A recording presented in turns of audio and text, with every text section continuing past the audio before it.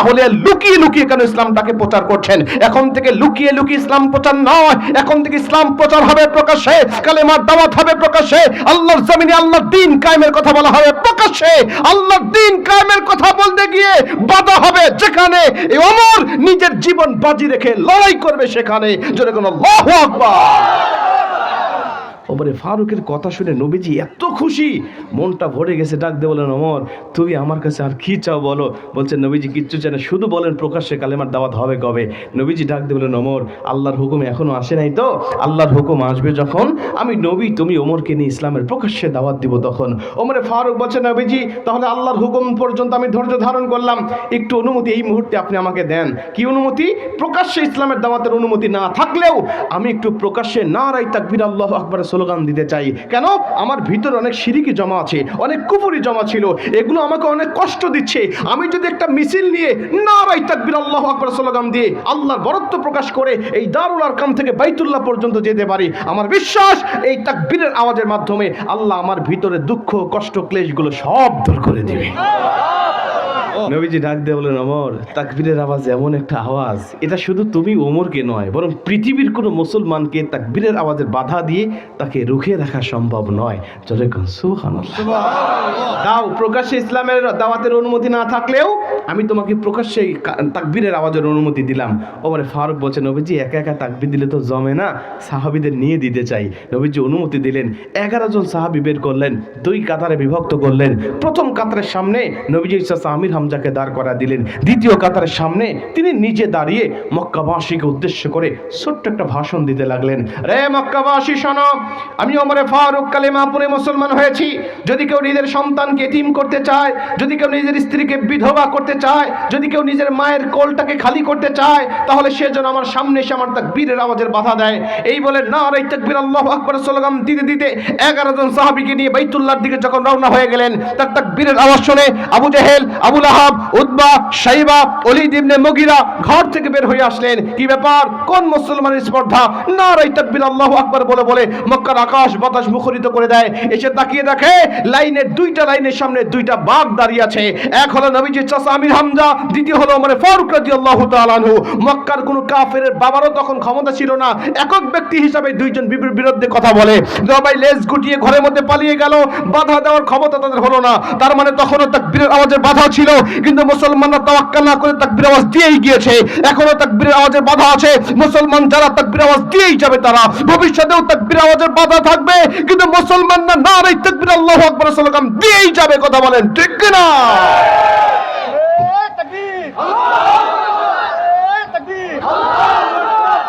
একটা তাকবীর হোক না, সবাই মুসলমানের মধ্যে একটা তাকবীর দেন দেখি, লিল্লাহে তাকবীর।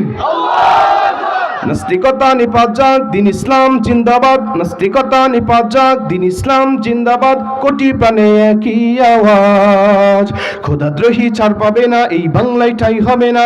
মুসলমান জেগেছে আজ, তোলো তোলো আওয়াজ তোলো, জোর কদমে সামনে চলো, সবাই মিলে একই তালে দাও না স্লোগান, নারায়ে তাকবীর, নারায়ে তাকবীর। মুসলমানের এই জমিনে নাস্তিকদের ঠাঁই নাই, নাস্তিকদের পক্ষে যারা তাদের কোনো রক্ষা নাই। মুসলমানের এই জমিনে নাস্তিকদের ঠাঁই নাই, নাস্তিকদের পক্ষে যারা তাদের কোনো রক্ষা নাই। এই জমিনে থাকতে হলে কোরআন মানতে হবে, কোরআন না মানলে সে তো ভারত যেতে হবে। তোলো তোলো আওয়াজ তোলো, জোর কদমে সামনে চলো, সবাই মিলে একই তালে দাও না স্লোগান, নারায়ে তাকবীর, নারায়ে তাকবীর। দিন ইসলাম, দিন ইসলাম, আল কোরআনের আলো, আল হাদিসের আলো, দুনিয়ার মুসলিম লিল্লাহি তাকবীর। মুসলমান ভাই, আসসালামু আলাইকুম ওয়া রাহমাতুল্লাহি ওয়া বারাকাতুহু। আসসালামু আলাইকুম ওয়া রাহমাতুল্লাহি ওয়া বারাকাতুহু। মাশাআল্লাহ, সুন্দর আওয়াজ দিয়েছেন। যারা রাস্তাঘাটে দোকানপাটে আশেপাশে বা বাহিরে দাঁড়িয়ে আছেন, জান্নাতের বাগানে বসে পড়লে ভালো হয়, যেহেতু এটা জান্নাতের বাগান। আল্লাহ পাক আমাদেরকে জান্নাতের বাগানে বসার তৌফিক দান করুক, জোরে বলেন আমিন। ইন্নাল হামদালিল্লাহি নাহমাদুহু ওয়া নাস্তাঈনুহু ওয়া নাস্তাগফিরুহু ওয়া নু'মিনু বিহি ওয়া নাতাওয়াক্কালু আলাইহি ওয়া নাউযু বিল্লাহি মিন শুরুরি আনফুসিনা ওয়া মিন সাইয়্যাতি আ'মালিনা। من يهد الله فلا مضل له ومن يضلله فلا هادي له. نشهد أن لا إله إلا الله وحده لا شريك له ونشهد أن محمدا عبده ورسوله.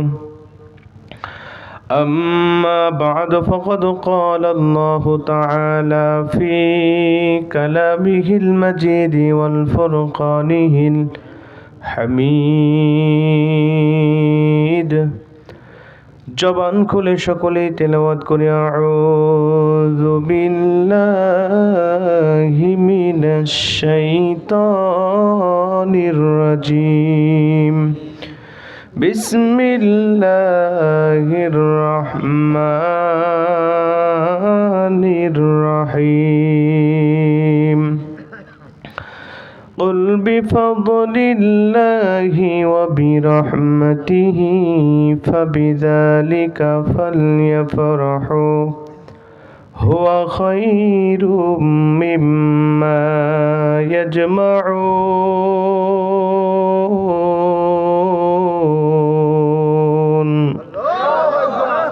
صدق الله العظيم. وقال النبي صلى الله عليه وسلم لا يؤمن أحدكم حتى أكون أحب إليه من والده وولده والناس أجمعين. متفق عليه أو كما قال عليه الصلاة والسلام. শুধু ঘুষ আর অবিচারে, মদ জুয়া দুর্নীতি ব্যভিচারে, নারী ধর্ষণ মানুষ খুনে জ্বলছে বাংলার এ জমিন।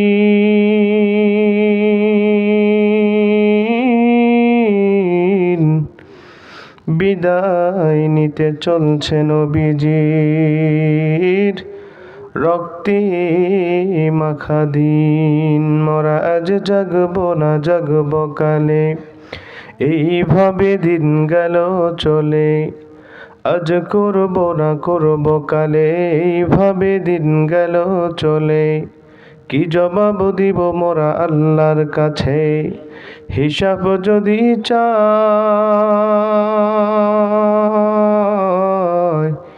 দিন ফুরিয়ে যায় রে আমার, সময় ফুরিয়ে যায়।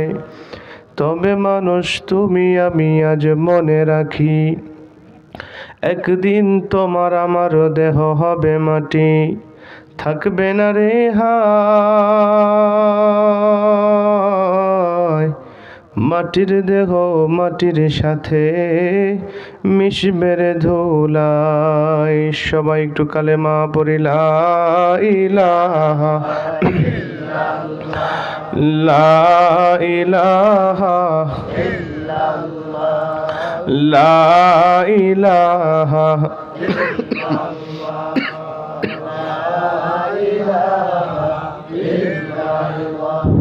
লা ইলাহা ইল্লাল্লাহ লা ইলাহা লা ইলাহা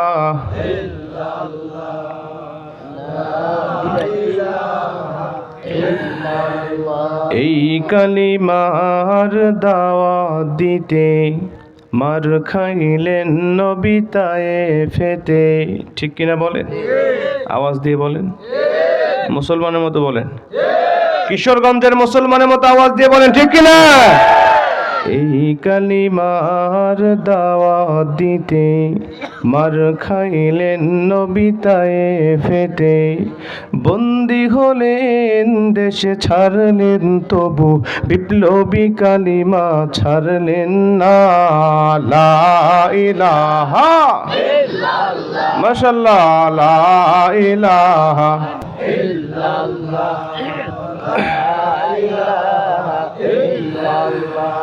লা ইলাহা ইল্লাল্লাহ, লা ইলাহা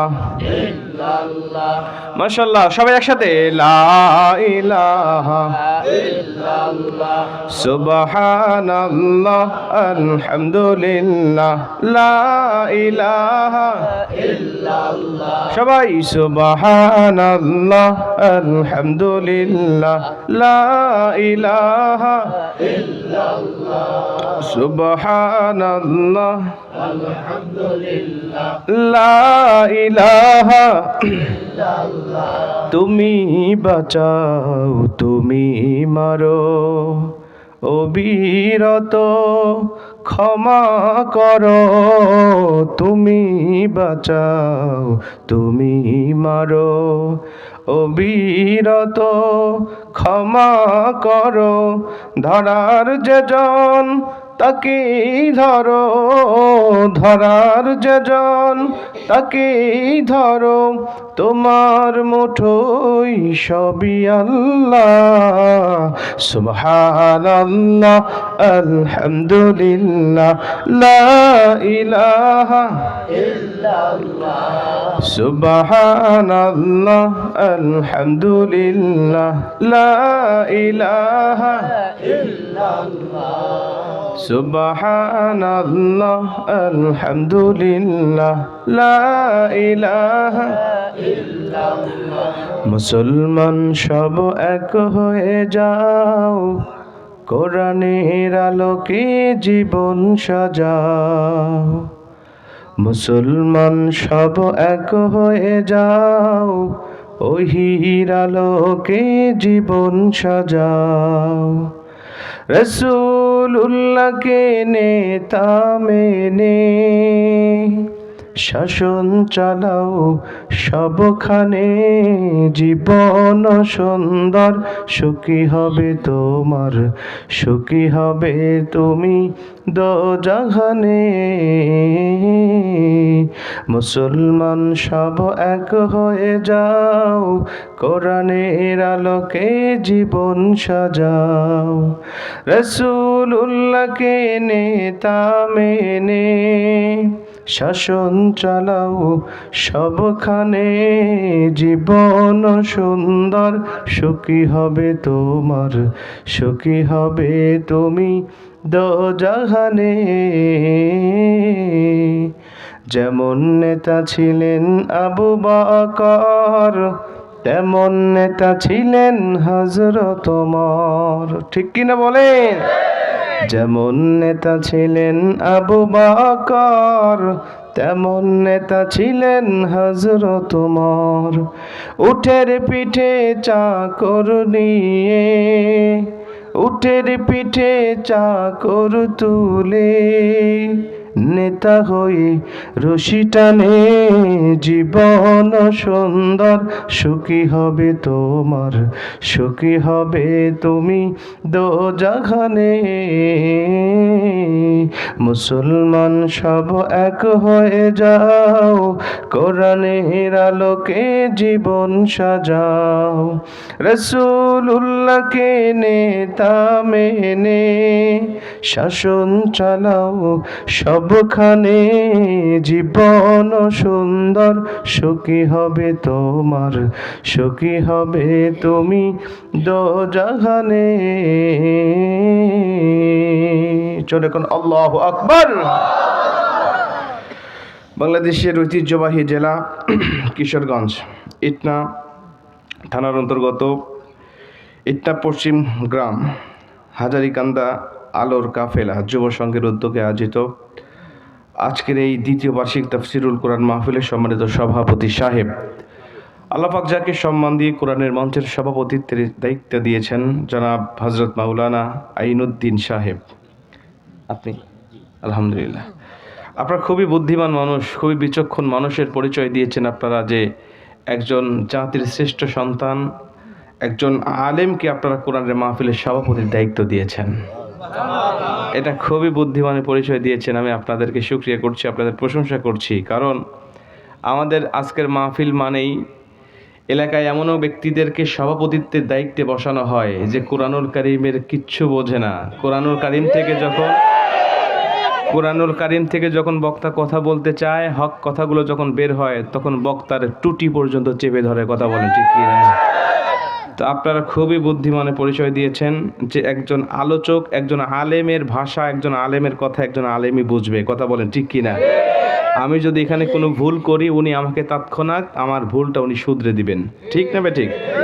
নামাজের মধ্যে আমরা লুকমা দেই, ওয়াজে কি লুকমা দেই? আমরা ওয়াজে লুকমা দেই না বলেই আজকে আমাদের বক্তার কোনো অভাব নেই। যদি নামাজের মধ্যেও তো যদি আমাদের ওয়াজের মধ্যে লুকমা দেওয়ার সিস্টেম থাকতো, তাহলে দেখতেন বক্তার এত হাতে পায়ে বাঁচত না। ঠিক না ঠিক? এজন্য যারা সঠিক ভুল ধরতে পারে তাদেরকে দায়িত্ব দেওয়া উচিত। যারা কোরআনুল কারীমের হক কথা শুনে ভুল মনে করে, কোরআনুল কারীমের হক কথাগুলো শুনে রাজনীতি মনে করে, কোরআনুল কারীমের হক কথাগুলো শুনলে মনে হয় নিজের বিরুদ্ধে বলছে, আমি সুদ খাই বলে সুদের বিরুদ্ধে কথা বললে সভাপতি মনে করে আমার বিপক্ষে কথা বলছে, এই সমস্ত ব্যক্তিদেরকে এই কোরআনের মঞ্চের দায়িত্বে মানায় না। কথা বলেন ঠিক কি না? তো আমি দোয়া করছি আল্লাহ পাক সভাপতি সাহেবকে কোরআনের মঞ্চের সভাপতিত্বের বরকতে আমৃত্যকাল পর্যন্ত কোরআনের সাথে ব্যবহৃত থাকার তৌফিক দান করুন। জোরে বলেন আমিন।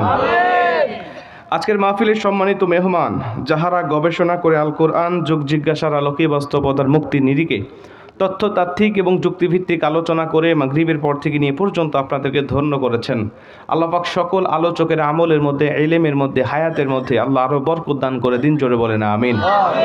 আমার সামনে বসা দূরদারাজ থেকে আসা সম্মানিত মুরব্বিন আজম, স্নেহের কোচেও কাঁচা পর্দার অন্তরালের মা এবং বোনেরা, এদেশের হীরা খচিত রত্নরাজি, অরুণ পথের তরুণ দল, বিপ্লবী চেতনায় উজ্জীবিত এবং উদ্ভাসিত সম্মানিত যুবক ভাইরা, আসুন আমরা সকলে দল মত নির্বিশেষে সে আল্লাহর শুকরিয়া আদায় করি যে আল্লাহ পাক আমাদেরকে ভালোবেসে দয়া করে মায়া করে 10 মায়ের 10 সন্তানকে একত্রিত হয়ে এরকম একটি দিনই মাহফিলে, দিনই বৈঠকে এত রাত পর্যন্ত আমাদেরকে বসিয়ে রাখলেন। আমরা সে আল্লাহ পাকের প্রতি বেজার না খুশি? কম না বেশি? বেশি খুশি হলে আওয়াজ বেশি হয় না কম হয়? ওরকম একটা আওয়াজ দিয়ে বলেন তো দেখি আলহামদুলিল্লাহ। মাশাআল্লাহ, আপনাদের আওয়াজ আছে অনেক চমৎকার। দুনিয়ার কোন সন্তান যখন মাকে মা বলে ডাক দেয়, বলেন মা খুশি হয় না বেজার হয়? বাবাকে বাবা বলে ডাক দিলে বাবার কলিজা ঠান্ডা হয়ে যায়। ঠিক কিনা বলেন? কোন নেতার কর্মীরা যখন নেতার নামে সত্য মিথ্যা স্লোগান দিয়ে নেতার প্রশংসা করে, তখন নেতাও খুশি হয়। ঠিক না ঠিক? আল্লাহ পাক বলে বান্দা, মাকে মা বললে মা যেমন খুশি হয়, বাবাকে বাবা বললে বাবা যেমন খুশি হয়, আমি আল্লাহকে কেউ আল্লাহ বলে ডাক দিলে আমি আল্লাহ কিন্তু তেমন খুশি হই না, তাদের মতো খুশি হই না। কেমন খুশি হই জানো? তোমাকে বলি, তুমি শোনো। পৃথিবীর জমিনে আমি আল্লাহ হাজার হাজার মখলুকাতকে সৃষ্টি করেছি, কিন্তু কোনো মখলুকাতকে আমি আল্লাহ তোমার মতো এত যত্ন করে সৃষ্টি করি নাই। আমি আল্লাহ কোন মাখলুকাত সৃষ্টি করার জন্য নিয়ত করতাম আর বলতাম কুন হয়ে যাও, কুন বলতে দেরি হতো, ফায়াকুন হতে দেরি হতো না। ইন্নামা আমরুহু ইদা আরাদা শাইআন আন ইয়াকুলা লাহু কুন ফায়াকুন। আমি আল্লাহ পাক শুধু নিয়ত করতাম, কুন বলতাম আর হয়ে যেত ফায়াকুন। বান্দা শোনো, তোমাকে সৃষ্টি করার সময় কুন বললে তুমিও ফায়াকুন হয়ে যেতে, কিন্তু কুন ফায়াকুন বলে তোমাকে সৃষ্টি করলে আমার তৃপ্তি হবে না। এজন্য আমি আল্লাহর নিজের কুদরতি হাত ব্যবহার করে তোমার আপদ মস্তকটাকে আমি আল্লাহ নিজের কুদরতি হাতে সাজাইছি। তোমার নাকের জায়গায় নাকটা আমি আল্লাহর হাতে লাগানো, তোমার চোখের জায়গায় চক্ষু জোড়া আমি আল্লাহ নিজের কুদরতি হাতে লাগাইছি। তোমাকে সৃষ্টি করার পরে আমি আল্লাহ তোমার প্রশংসা কেমনে করেছি জানো? কোরআনের মধ্যে আমি আল্লাহ কোন মাখলুকাতের প্রশংসা আমি আল্লাহ করি নাই। আসমান বলো, জমিন বলো, গ্রহ বলো, নক্ষত্র বলো, কীট পতঙ্গ বলো, সৌররাজি বলো, জিন জাতি বলো, ফেরেশতা জাতি বলো, এদেরকে সৃষ্টি করার পরে কোরআনুল কারীমের মধ্যে তাদের প্রশংসা আমি আল্লাহ করি নাই। কিন্তু মানুষ, তোমার প্রশংসা করতে গিয়ে আমি আল্লাহ স্বাভাবিকভাবেও প্রশংসা করি নাই, অস্বাভাবিকভাবে তোমার প্রশংসা করেছি। তোমার প্রশংসা করার আগে কমপক্ষে চারবার কসম খেয়েছি। আমি আল্লাহ মহামূল্যবান জিনিসের 4টি কসম করে বলেছি, লাকাদ খালাকনাল ইনসানা ফি আহসানি তাকওয়িম। আমি আল্লাহ তুমি মানুষকে আকাশের চাঁদের থেকেও সুন্দর করে বানিয়েছি। তোমাকে আমি আল্লাহ পাক প্রতিটা অঙ্গগুলো আমি আল্লাহ নিজের কুদরতি হাতে সাজাইছি, আর বারবার নিজের কুদরতি চোখ দিয়ে তাকিয়ে দেখেছি তোমার কোন অঙ্গ কোথায় থাকলে তোমাকে সুন্দর দেখাবে। আমি আল্লাহর কাছে মনে হয়েছে যেখানে আমি আল্লাহ ঠিক লাগিয়েছি সেখানে আমি আল্লাহর কুদরতি হাত দিয়ে তোমাকে সুন্দর একটা জবানও দিয়ে দিয়েছি। ওই জবান দিয়ে যখন একবার আমি আল্লাহকে আল্লাহ বলে রাখ দাও, একবার আমি আল্লাহর শুকরিয়া আদায় করে আলহামদুলিল্লাহ বলে নাও, ওই মায়ের থেকে, ওই বাবার থেকে, ওই নেতার থেকে কোটি কোটি গুণ বেশি আমি আল্লাহ তোমার উপরে খুশি হয়ে যাই। নবীজি বলেন আল্লাহ পাক যখন কোনো ব্যক্তির উপরে খুশি হয়, ওই ব্যক্তির ঠিকানা যদিও থাকে জাহান্নামের তালিকায়, শুধু অল্প সময় খুশি হওয়ার কারণে আল্লাহর প্রথম নম্বর কাজ হয় ওই ব্যক্তির ঠিকানা জাহান্নামের তালিকা থেকে কেটে দিয়ে জান্নাতি তালিকায় লিখে দেয়। তাহলে বলেন আল্লাহকে খুশি করার দরকার আছে না নাই? আছে। আল্লাহকে খুশি করার নিয়তেই গভীর রাত্রিতে এত জোরে একটা শুকরিয়ার আওয়াজ দেব, এত মোহাব্বতে একটা আওয়াজ দেব, আমাদের আওয়াজ শুনে অবশিষ্ট যারা এখনো ঘোরাফেরা করতেছে ওরা যেন বুঝতে পারে যে জান্নাতি মেহমানরা জান্নাতের বাগানে বসে তারা রবের শুকরিয়ার আওয়াজ দিচ্ছে, আমাদেরও গিয়ে সেই জান্নাতি মেহমানদের দলে সামিল হতে হবে। এমন একটা আওয়াজ দিতে পারবেন ইনশাআল্লাহ? পারবেন ইনশাআল্লাহ? তাহলে শুকরিয়ার আওয়াজ দিচ্ছি সে আল্লাহ পাকের প্রতি যিনি সুনীল নীলাভ নীলিমাময়, মেঘ মুক্ত মহাকাশ, চন্দ্র সূর্য গ্রহ নক্ষত্র কীট পতঙ্গ সৌররাজি, আফ্রিকার গহীন বনে লুকিয়ে থাকা হিংস্র প্রাণী, সমুদ্রের তল তলে তলিয়ে থাকা নীল তিমি, পদতলের পিপিলিকা উড়ন্ত পক্ষীরাজি সহ আমাদের সকলের ক্ষুধার খাদ্য এবং পিপাসার পানির ব্যবস্থা করেন যে মহান সত্তা, ওই মহান মালিকের উপর এমন একটি কণ্ঠ দিয়ে শুকরিয়ার আওয়াজ দিবেন আমার আপনার আওয়াজ শুনে এখনো যারা বাহিরে ঘোরাফেরা করছে এখানে ভিতরে ঢুকতে বাধ্য হবে। এমনকি এখানে চতুর্দিকে ফেরেশতারা যারা ঘিরাও করে দাঁড়িয়ে আছে, এই ফেরেশতারা আল্লাহ পাকের কাছে গিয়ে বলবে আল্লাহ তোমার কিছু পাগল বান্দারা কুরআনুল কারীমের মাহফিলে বসে তোমার শুকরিয়ার আওয়াজ দিতে গিয়ে এত মোহাব্বতে আওয়াজ দিয়েছে, আল্লাহ আমরা ফেরেশতারা সন্তুষ্ট হয়েছি আর ওদের জন্য দোয়া করছি যতক্ষণ পর্যন্ত এই মাহফিলটাকে তুমি কবুল না করবে, এই আলোর কাফেলা যুব সংঘকে কবুল না করবে, এই যুব সম্প্রদায়কে কবুল না করবে, এই শ্রোতাদের জীবনের গুনাহগুলো ক্ষমা না করবে, আমি আল্লাহ পাক তোমার কাছে বলছি আমরা ফেরেশতারা তোমার কাছে হাত তুলে এই বান্দাদের জন্য দোয়া করতেই থাকবো। জোরে কোন সুবহানাল্লাহ। এরকম একটা আওয়াজ দিয়ে বলেন তো দেখি আলহামদুলিল্লাহ। এবার দরুদ ও সালাম পাঠাই সে মহান আল্লাহ তাআলার বন্ধুর উপরে যিনি ছিলেন মক্কার মদিনার জ্যোতি দুকুলের সাথী বিশ্ব সভার সভাপতি নবী মুকাররম, যিনি 63 বছর জিন্দেগিতে দুনিয়ার জমিনে ইয়া রাব্বি হাবলি উম্মতি বলে বলে দুনিয়ার জিন্দেগি যাপন করেছেন।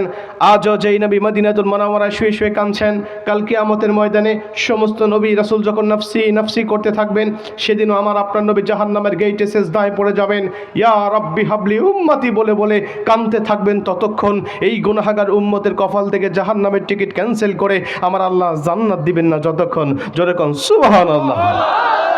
প্রাণ খুলে সে নবীর উপরে দরুদ ও সালাম পাঠাই, সকলে বলে সাল্লাল্লাহু আলাইহি ওয়াসাল্লাম।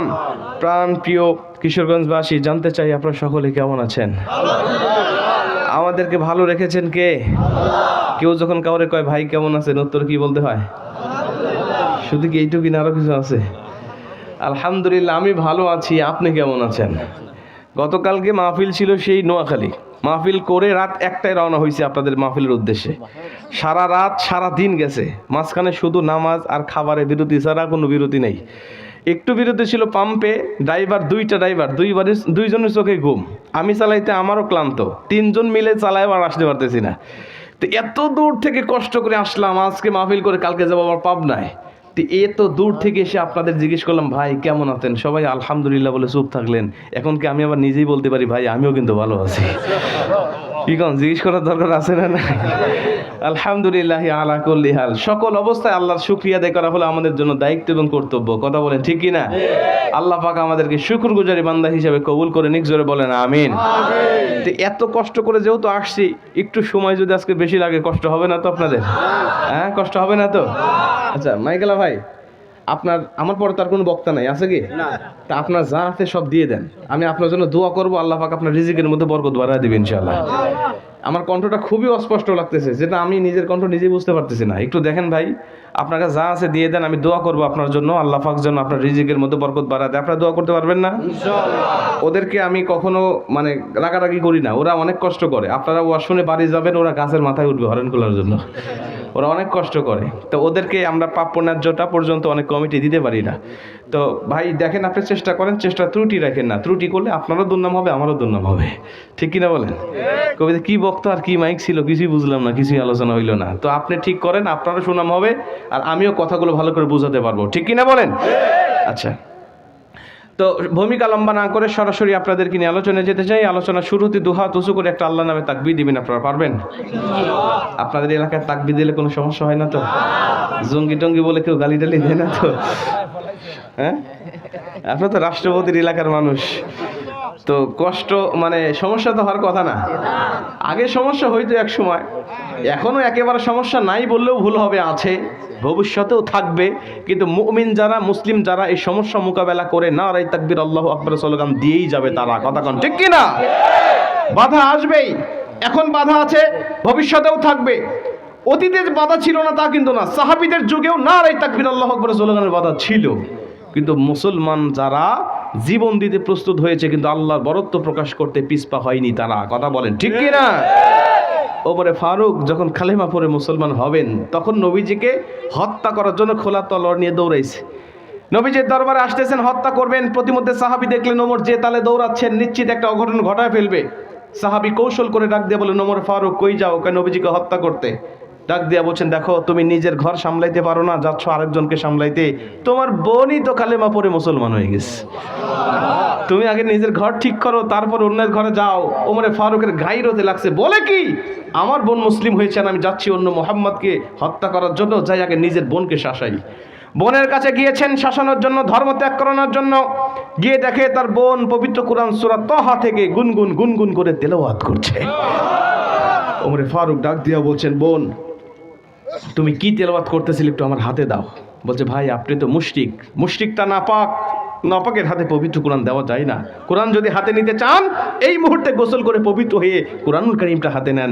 উনি গোসল করে এসে পবিত্র হয়ে কোরআনটা হাতে নিয়ে, ওমরে ফারুক শিক্ষিত মানুষ ছিলেন, যা পড়েন তাই বোঝেন, চক্ষু দিয়ে দরদর করে পানি ফেলে দিলেন। ডাক দিয়া বলছেন, বোন কোরআনটা তুমি একটু হাতে রাখো, আমি মুহাম্মদ সাল্লাল্লাহু আলাইহি ওয়াসাল্লামের দরবারে যাবো আর আসবো। কোরআনুল কারীমের পাণ্ডুলিপিটা হাতে দিয়ে এক দৌড় নবীজির কাছে খোলা তলোয়ার নিয়ে। সাহাবীরা বলছেন, নবীজি ওই যে ওমরে ফারুক আসতেছে, যে তালে দৌড়াচ্ছে, নিশ্চিত কোন একটা অঘটন ঘটা ফেলবে। নবীজি আমাদের বলেন, সীসা ঢালা পাঁচিলের মতো দাঁড়িয়ে ওমরে ফারুকের মোকাবেলা আমরা করতে রাজি আছি। নবীজি ডাক দিয়ে বলেন, সাহাবীরা ওকে বাধা দিও না, জায়গা করে দাও।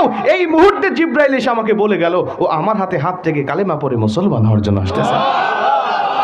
সাহাবীরা জায়গা করে দিলেন, নবীজি বসার জায়গা দিলেন। ওমরে ফারুক না বসে সেই প্রথম ডায়লগ, নবীজি এই তলোয়ারটা নিয়ে আসছিলাম আপনাকে হত্যা করার জন্য, কিন্তু প্রতিমধ্যে আমার বোন সূরা ফাতিমার কণ্ঠে সূরা তাহা তেলাওয়াত শুনে মনটা পরিবর্তন হয়ে গেছে। নবীজি তলোয়ারটা আপনার কদমে জমা দিতে আসছি। আজকের থেকে যে আপনার বিপক্ষে কথা বলবে, আজকের থেকে যে ব্যক্তি এই কোরআনের বিপক্ষে কথা বলবে, আজকের থেকে যে ব্যক্তি ইসলাম ধর্মের বিপক্ষে কথা বলবে, আমি ওমর এই তলোয়ারটা দিয়েই তার গর্দান নামায়া দিবে। আল্লাহু আকবার। নবীজি খুশি হয়ে গেলেন, ডাক দিয়ে বলছেন, ওমর তুমি কি চাও আমার কাছে? বলে, নবীজি আপনার কাছে কিচ্ছু চাই না, শুধু এই মুহূর্তে আপনি আমাকে কালেমা পড়ায়া মুসলমান বানায় দেন। নবীজি মুসলমান বানানোর পরে ওমর ফারুক ডাক দিয়ে বলছে, নবীজি একটা কথা জানতে চাই, আলাসনা আলাল হক, আমি কি এখন সত্যের পথে নাই? আমি কি এখন সত্য ধর্ম গ্রহণ করি নাই? নবীজি বলছেন, বালা তুমি সত্য ধর্ম গ্রহণ করেছো। নবীজি আরেকটা প্রশ্ন, যে কিতাবের তেলাওয়াত আমি শুনে আসলাম, এই কিতাব কি আল্লাহর সত্য কিতাব নয়? নবীজি বলছেন, হ্যাঁ এটা আল্লাহর সত্য কিতাব। নবীজি শেষ প্রশ্ন, আপনি কি আল্লাহর শেষ নবী নন? আপনি কি আল্লাহর সত্য নবী নন? নবীজি বলছেন, হ্যাঁ আমি আল্লাহর সত্য নবী। ওমরে ফারুকের কণ্ঠ একটু উঁচা হয়ে গেল, বিনয়ের সুরে ডাক দেওয়া বলছেন, নবীজি একটা কথা, আপনি যদি সত্য নবী হন, কিতাব যদি সত্য কিতাব হয়, ধর্ম যদি সত্য ধর্ম হয়, ফাফিমাল ইখতিফা, তাহলে লুকিয়ে লুকিয়ে কেন ইসলামটাকে প্রচার করছেন? এখন থেকে লুকিয়ে লুকিয়ে ইসলাম প্রচার নয়, এখন থেকে ইসলাম প্রচার হবে প্রকাশ্যে, কালেমার দাওয়াত হবে প্রকাশ্যে, আল্লাহর জমিনে আল্লাহর দ্বীন কায়েমের কথা বলা হবে প্রকাশ্যে। আল্লাহর দ্বীন কায়েমের কথা বলতে গিয়ে বাধা হবে যেখানে, এই ওমর নিজের জীবন বাজি রেখে লড়াই করবে সেখানে। জোরে কোন আল্লাহু আকবার। ওমরে ফারুকের কথা শুনে নবীজি এত খুশি, মনটা ভরে গেছে। ডাক দিয়ে বলেন, ওমর তুমি আমার কাছে আর কি চাও বলো। বলছে, নবীজি কিচ্ছু চায় না, শুধু বলেন প্রকাশ্যে কালেমার দাওয়াত হবে কবে।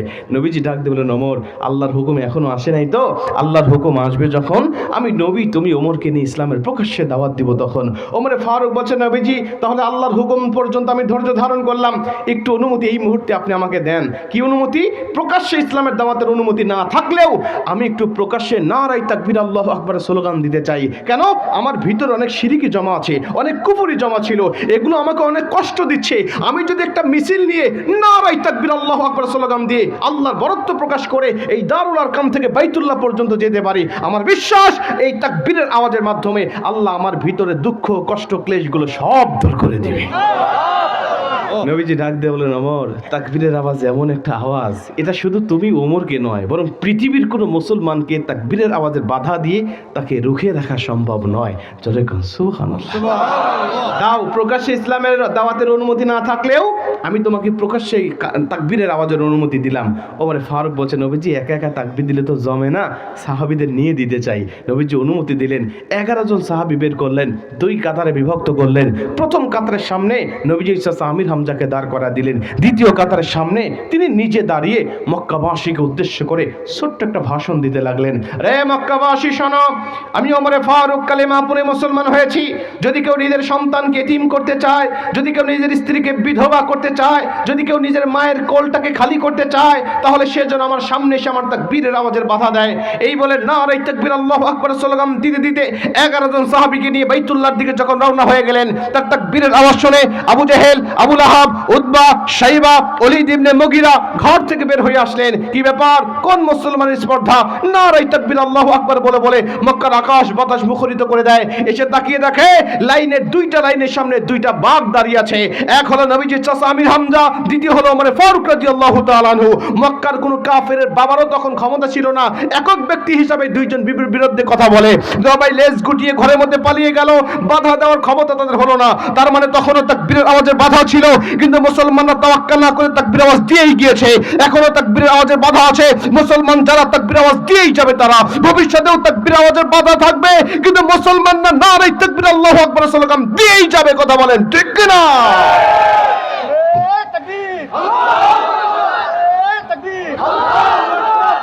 একটা তাকবীর হোক না, সবাই মুসলমানের মধ্যে একটা তাকবীর দেন দেখি, লিল্লাহে তাকবীর।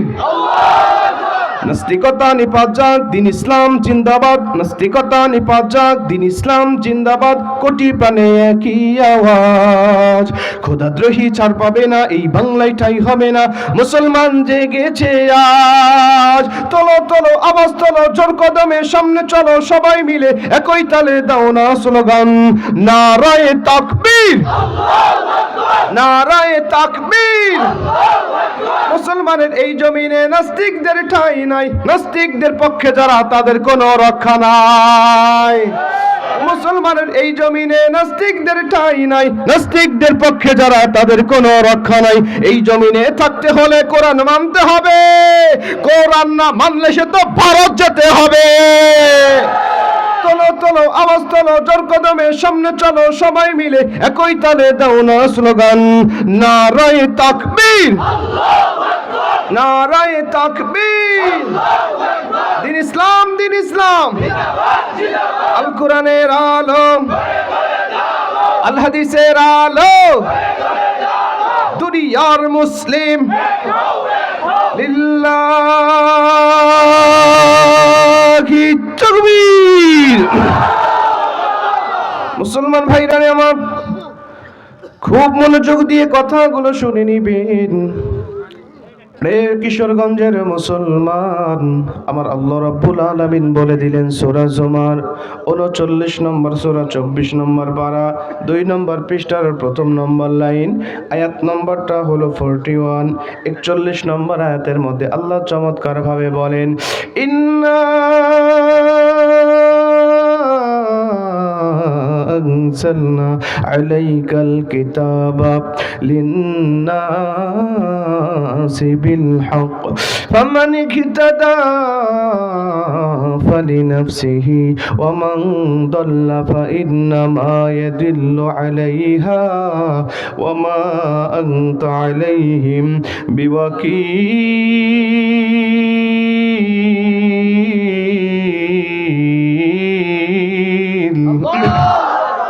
আরো জোরে কোন আল্লাহু আকবার।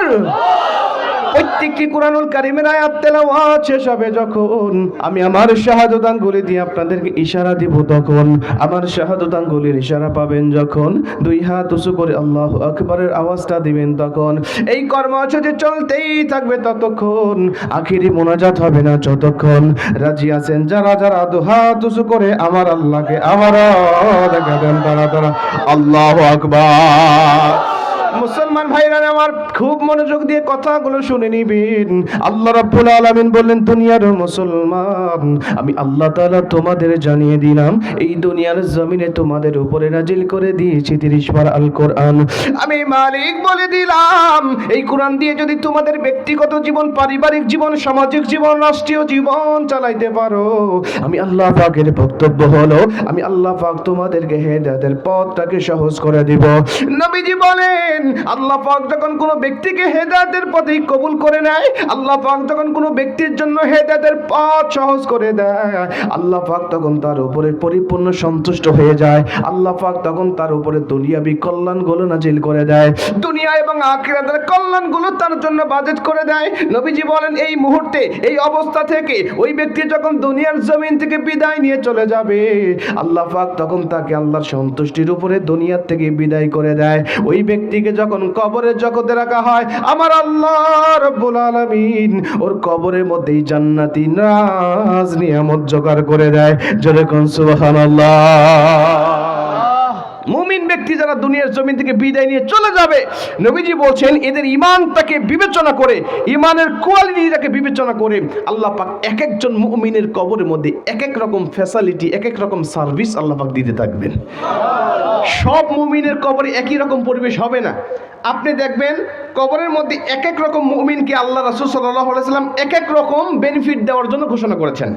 আল্লাহ রাসূল বলছেন এমন মুমিন থাকবে ওরা যখন কবরে যাবে, কবরে যাওয়ার পরে আল্লাহ পাক তাদেরকে রিজিক পৌঁছাবে। রিজিক দুনিয়াতে যেমন রিজিক খাইছে কবরের মধ্যে বান্দা রিজিক পৌঁছাবে, রিজিকগুলো খাইতে থাকবে। দুনিয়াতে সাধারণ রিজিক খাইছে, কবরে খাবে আল্লাহর জান্নাতি রিজিক। এবং আপনারা প্রশ্ন করতে পারেন হুজুর 3.5 হাত কবরের মধ্যে যতই আল্লাহর জান্নাতি রিজিক আসুক এগুলো খাইলে কি আর ভালো লাগবে? এই এত ছোট্ট কবরের মধ্যে কেমনে থাকবো? নবীজি বলেন তুমি টেনশন করো না, তুমি দেখো 3.5 হাত কবর, কিন্তু 3.5 হাত থাকে না তোমার আত্মীয়, তোমার বাবা, তোমার ভাই, তোমার বন্ধু, তোমার প্রতিবেশী তোমাকে মাটি দিয়ে যখন চলে আসে, জুতার ফিতার আওয়াজ করতে করতে তুমি কবরে থেকে ওই আওয়াজটা শুনতে পাও, আর ওই মুহূর্তে আমার আল্লাহ তোমার দৃষ্টি সীমানা পেরিয়ে তোমার কবরটাকে সবুজ বাগানে প্রশস্ত করে দেয়। তোমার কবর এত ছোট থাকবে না, তুমি টেনশন করো না, সবুজ বাগান পেয়ে যাবে, কবরটাই তোমার জন্য একটা জান্নাতের বাগান হবে। ওই বাগানে বসে বসে তুমি জান্নাতের রিজিকগুলো খাইতে থাকবে। এই খাইতে খাইতে তোমাকে কিয়ামত ঘটে যাবে, ইসরাফিল আলাইহিস সালাতু ওয়াস সালাম সিংহে ফুৎকার দিয়ে দিবে, আর তুমি হাসতে হাসতে হাসরের ময়দানে উঠে যাবে। আল্লাহ তোমার কোয়ালিটি দেখেই কমপক্ষে 10টা পৃথিবীর সমান একটি করে জান্নাতের ফায়সালা দিবে। এরা কারা? এরা কারা? পরিচয়টা আমি আপনাদেরকে দিচ্ছি। দ্বিতীয় নম্বরে নবীজি আরেক প্রকার ইমানদার থাকবে, এদের কবরে জান্নাতি রিজিক দেওয়া হবে না, এদের কবরে জান্নাতি নাজ নিয়ামত দেওয়া হবে না, তবে তারা কবরে গেলেই তাদের চোখে জান্নাতি ঘুম দিয়ে দেওয়া হবে, ওরা ঘুমিয়ে যাবে। ইসরাফিল আলাইহিস সালাতু ওয়াস সালাম সিংহায় ফুৎকার দিবেন না যতক্ষণ ওই ব্যক্তি ঘুম থেকে জাগ্রত হবে না ততক্ষণ। ও ঘুম পারতেই থাকবে। ইসরাফিল যখন সিংহায় ফুৎকার দিবে তখন তার ঘুমটা ভেঙে যাবে। ফজরের সময় ফজরের আজান শুনলে আপনাদের যেমন মনে হয় যে কেবল শুইলাম আর এখনই ফজরের ওয়াক্ত হয়ে গেল, এখনই নামাজ পড়তে যেতে হবে, একটু অলসতা কাজ করে, ঠিক কিনা বলেন? অলসতা কাজ করে না? ওই সময় ইসরাফিল আলাইহিস সালাতু ওয়াস সালামের সিংহায় ফুৎকারের আওয়াজ শুনে আপনি হাজার হাজার বছর ঘুমাইছেন, কিন্তু আপনার মনে হবে কেবলমাত্র কবরে আইলাম, কবরে শুইলাম, আর এখনই ইসরাফিল সিংহায় ফুৎকার দিয়ে দিল। আপনি অলসতা নিয়ে হাসরের ময়দানে উঠবেন, আর আল্লাহ পাক আপনাকে আবারও চূড়ান্ত জান্নাতের ফায়সালা দিয়ে দিবেন। এটা হলো 2 নম্বর। নবীজি বলেন আরেক প্রকার ইমানদার থাকবে, এদের কবরের মধ্যে আল্লাহ পাক কি করবে জানো? আল্লাহ রাব্বুল আলামিন ওদেরকে কবরে রাখার পরে ওদের পুরা লাশটাকেই আল্লাহ পাক গায়েব করে রাখবেন, হাইড করে রাখবেন। ওই ফেরেশতারা যারা তার কাছ থেকে সওয়ালের জন্য যাবে, জবাব নেওয়ার জন্য যাবে, ওই ফেরেশতারা গিয়ে দেখবেন পুরা কবর খালি পড়ে আছে, কবরের মধ্যে কোথাও কোনো লাশই খুঁজে পাওয়া যাচ্ছে না। কেন ইমাজিন দ্যাট? আপনি কল্পনা করতে পারেন আপনি কবরে গেলে আপনার লাশ গায়েব হয়ে যাবে, আপনার কবরটা খালি, আপনি নাই কবরে। ফেরেশতারা তন্ন তন্ন করে খুঁজবেন, এপার ওপার করে খুঁজবেন, ওলট পালট করে খুঁজবেন, মাগার লাশ নেই। ফেরেশতারা তাকিয়ে দেখবেন কবরের একটি কর্নারে একটা সবুজ আকৃতির একটা পাখি বসে আছে। পাখিকে উদ্দেশ্য করে ফেরেশতারা বলেন, পাখি, ওই ফুলান ইবনে ফুলান অমুকের সন্তান অমুক কিছুক্ষণ আগে মারা গেছে, তার আত্মীয় স্বজন এই কবরে তাকে রেখে গেছে। আমরা আসলাম ডিউটি পালন করার জন্য, তাকে প্রশ্ন করব রব সম্বন্ধে, দিন সম্বন্ধে তার কেমন ধারণা আছে। কিন্তু পাখি দেখো, তাকে তো আমরা খুঁজে পাচ্ছি না, তুমি পাখি তাকে দেখেছো কি? পাখিটি বলবে, হ্যাঁ আমি তাকে দেখেছি। কোথায় দেখেছো? পাখিটি বলবে, সে তোমার ডানার নিচে ঘুমাচ্ছে, আরামের ঘুম, প্রশান্তির ঘুম দিয়েছে। আমি তাকে আল্লাহর পক্ষ থেকে সিকিউরিটি গার্ড হিসাবে নিযুক্ত হয়েছি। খবরদার তোমরা জোরে কথা বলো না, বান্দাকে প্রশান্তির ঘুম পাড়িয়ে দেওয়ার জন্য আল্লাহ আমাকে তার জন্যই নিযুক্ত করেছে। ফেরেশতারা বলবেন, পাখি দেখো, আমরা আল্লাহর পক্ষ থেকে আসছি তাকে প্রশ্ন করার জন্য, রব সম্বন্ধে, দিন সম্বন্ধে, নবী সম্পর্কে তার ধারণা কেমন জানার জন্য। যদি উত্তর দিতে পারে তুমি ঘুম পাড়িয়ে রাখবে, যদি উত্তর না দিতে পারে তুমি তো তাকে, কবরটাকে তোমাকে ছেড়ে দিয়ে চলে যেতে হবে, ওর কবরটা জাহান্নামের গর্ত হবে। পাখিটি ডাক দিয়ে বলে, ফেরেশতা, আমাকে দেখে কি তোমরা বোঝো না বান্দা উত্তর দিতে পারবে কি পারবে না? আরে আমি তো দুনিয়ার কোনো সাধারণ পাখি নই, আমি হলাম বান্দার স্পেশাল একটা আমল। এই স্পেশাল আমলটাকে আল্লাহ পাক পাখির আকৃতি দিয়ে কবরে পাঠিয়ে দিয়েছে। কবরে শুধু নয়, কবরে, হাসরে, মিজানে, ফুলচিরাতে প্রত্যেকটা ধাপ পার করাইয়া আল্লাহ পাক তাকে চূড়ান্ত জান্নাত দিবে না যতক্ষণ আমি পাখি বান্দাকে একা একা ছেড়ে আসবো না ততক্ষণ। তোমরা চলে যাও, তার কাছ থেকে উত্তর নেওয়ার দরকার নাই। ফেরেশতারা তখন আল্লাহকে ডাক দিয়ে বললেন, আল্লাহ, অমুকের কবরে আসছিলাম প্রশ্ন করার জন্য, কিন্তু আল্লাহ কি প্রশ্ন করব, লাশটাকেই খুঁজে পাই না, আল্লাহ কি করতে পারে আপনি বলেন। আল্লাহ পাক তখন ফেরেশতাদেরকে ডাক দিয়ে বললেন, আল্লাহ, ফেরেশতা শোনো, দুনিয়ার সব কবরে তোমরা যাবে, সবার কবরে তোমাদের প্রশ্ন হবে, কিন্তু আমি আল্লাহ গুনে গুনে তোমাদের 7 প্রকার ইমানদারের বৈশিষ্ট্য বর্ণনা করে দিলাম। এই 7 প্রকার ইমানদারের কবরে তোমরা যাবে না, ওদের সাথে আমার চুক্তি ছিল, এই আমলগুলো করে যদি দুনিয়ার থেকে চলে আসতে পারে, আমি আল্লাহ পাক প্রথম নম্বর শর্ত ছিল লা ইউসআল ফি কবরিহি, ওর কবরে কোনো সওয়াল হবে না। দ্বিতীয় নম্বর শর্ত ছিল ইল্লা ওয়াকাহুল্লাহু ফিতনাতাল কবর, ওর কবরে কোনো ফিতনা দেব না। যেহেতু সে শর্ত পূর্ণ করে চলে আসছে, এখন আমার শর্ত পূর্ণ করার পালা। আমি আল্লাহ পাক ওর কবরে কোনো প্রশ্ন দেব না। ও মারা গেছে, ওর জান্নাতে যাওয়ার জন্য শুধু বাধা ছিল একটা মরণ, ও মরে নাই বিধায় জান্নাতে যায় নাই। এখন যখন মরণ হয়ে গেছে, ও সরাসরি জান্নাতে চলে গেছে। ফেরেশতারা বললেন, আল্লাহ, তাহলে 7 প্রকার ইমানদারের বৈশিষ্ট্য আমাদের বর্ণনা করে দেন, তাহলে পরবর্তীতে আমরা এই কবরে আর যাব না, গিয়ে আমাদের অপমান হয়ে আর ফিরে আসতে হবে না। আল্লাহ একে একে 7 প্রকার ইমানদারের বৈশিষ্ট্য বর্ণনা করে দিলেন, আর নবীজি হাদিসের মধ্যে 7 প্রকার ইমানদারের বৈশিষ্ট্য আমাদেরকে জানিয়ে দিলেন। আমরা যদি আজকে 7 প্রকার ইমানদারের বৈশিষ্ট্য আলোচনা করি, আর করতে গিয়ে যদি একটু বেশি সময় লাগে, আপনাদের কষ্ট হবে না তো? কষ্ট হবে না তো? আমার কিন্তু খুব ভালো লাগতেছে। আমি এত, বিশ্বাস করেন, এবছরে যত মাহফিল করছি এত পেরেশানি আমার যায় নাই, এত কষ্ট আমার হয় না। সবচেয়ে বেশি কষ্ট গেছে 2টা ফেরি পার হইতে, এত কষ্ট আমার কাছে। আমি জানতাম না যে ইটনায় আসতে হয় ফেরি পার হয়ে। গত পরশুদিন আমি কিশোরগঞ্জেই ছিলাম, গত পরশুদিন করে আমি গেছি নোয়াখালী, আবার আজকে আসছি এখানে। আমি ভাবতাম যে হয়তো ইটনা হয়তো আশেপাশে কোনো থানা হবে, আমি কখনো ইটনাতে আসি নাই। আমি শুনছি যে রাষ্ট্রপতির এলাকা, কিন্তু রাষ্ট্রপতির এলাকায় যে এখনো ব্রিজ হয় না এটাই জানতাম না। হ্যাঁ, ভাবতাম যে মনে হয় অনেক উন্নত। আমি দেখছি মোবাইলে যে আপনাদের এই অষ্টগ্রামের এইদিকে, মিঠামনির এই দিক দিয়ে অনেক উন্নত মানের সড়ক হয়েছে, রাস্তা হয়েছে, আসলে হয়েছে অনেক সুন্দর, কিন্তু এই সড়কে আসতে গিয়ে যে একটা ব্রিজ লাগবে, ব্রিজটাই আপনারা করতে পারেন নাই। তো আমার কষ্ট হয়েছে, কিন্তু এত কষ্ট করে আসার পরে আপনাদের পরিবেশ দেখে, আপনাদের সারা শব্দ দেখে আমার কষ্টটা দূর হয়ে গেছে। আমার মনে হচ্ছে যে আজকে আমি আপনাদের মাঝে আলোচনা করতে পারবো ইনশাআল্লাহ। আপনারা কি শুনতে রাজি আছেন? কষ্ট করে আসতে যেহেতু শোনানোর দরকার আছে না? আচ্ছা, ঠিক আছে ইনশাআল্লাহ। আমি খুব বেশি সময় নেব না, অল্প সময়ের মধ্যে একটা কমপ্লিট, যাতে আপনাদের আত্মতৃপ্তি হয় আজকের আলোচনার প্রতি, এরকম একটা বিষয় নিয়ে আমি আপনাদেরকে আলোচনা করব ইনশাআল্লাহ। আল্লাহ আমাকে তৌফিক দান করুক, জোরে বলেন আমিন। অনেক জায়গায় গেলে পরে মাঠ ভরা শ্রোতা পাওয়া যায়, মাঠ ভরা শ্রোতা, কথা বলতে শুনতে খুবই আগ্রহী তারা, কিন্তু বোঝা যায় যে আমার কথা তারা বোঝে না। কেন বোঝে না? আমি যদি বলি ভাই সুবহানাল্লাহ বলেন, কোনো আওয়াজ নাই। নাউজুবিল্লাহ বলেন, কোনো আওয়াজ নাই। আল্লাহু আকবার বলেন, কোনো আওয়াজ নাই। মানে আমি তো দেশের বাহিরে অনেক প্রোগ্রাম আমাকে করতে হয়, ভারতে বিশেষ করে যখন কোনো প্রোগ্রামে যাই তখন দেখি যে মাঠ ভরা শ্রোতা থাকে, বড় বড় বড় মাঠ, সারা রাত ব্যাপী ওয়াজ হয় তাদের। কিন্তু ওরা মাঝখানে যখন ওয়াজ শুনতে আসে, গামলা নিয়ে আসে, গজা নিয়ে আসে, বাদাম নিয়ে আসে, এগুলো খায় আর ওয়াজ শোনে। যদি বলি ভাই একটু আলহামদুলিল্লাহ বলেন, সুবহানাল্লাহ বলেন, আল্লাহু আকবার বলেন, কোনো কথা নাই। হুজুর ওয়াজ করতে করতে শহীদ হয়ে যাবেন, মারা যাবেন, দাফন কাফন হবে, মাগার সুবহানাল্লাহ মুখ দিয়ে বের হবে না। তো এইরকম শ্রোতার মাঝে ওয়াজ করা যায় না ভাই। শ্রোতা যদি আমার সাথে আওয়াজ না দেয়, ওয়াজের সাথে যদি আওয়াজ না হয়, তাইলে কিন্তু ওখানে ওয়াজ হয় না, হয়। কিন্তু আমি দেখতেছি আপনারা আমার আওয়াজ দিচ্ছেন আমার সাথে, এতে আমার মনে হচ্ছে যে না, ওয়াজ হবে ইনশাআল্লাহ।